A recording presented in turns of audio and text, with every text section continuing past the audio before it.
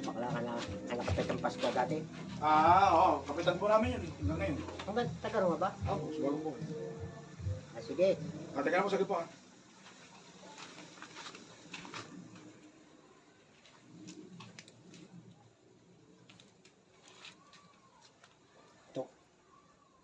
Okay na. Okay na yun, okay na yun. So,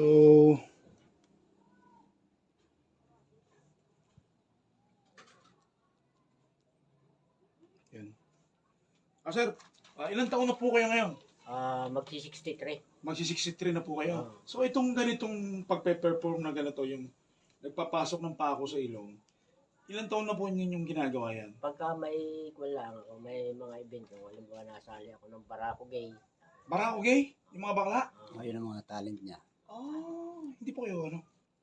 Hindi naman. Straight po kayo, straight. Straight. Apat ang anak ko eh. Barako, yung mga sa Barako. Barako tayo. Mahilig yun eh. Sa mga ganong mga event na mga Oo. kasayahan. Ari lang oh. Oo. Ayan na. Pinasok na. Pinasok na ang pako sa ilong. Sakit po na eh.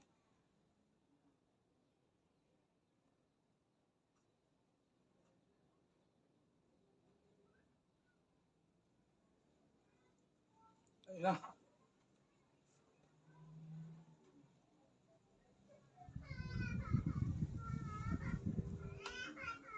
Kapit lang kayo, kapit. Yan, kapit lang kayo mga ka-One Piece ha.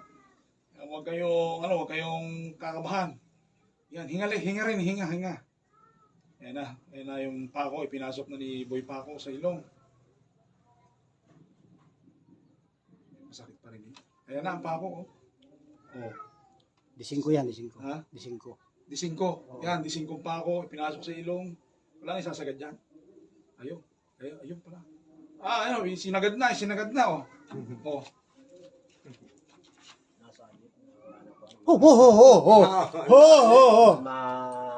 Matalas yung kasi. Edi, Matalas. ano yung nuri? Kasahin. Matalas yung dulo, bagong-bago kasi yan eh. Yan, mga Haba, disingko. D5 yan.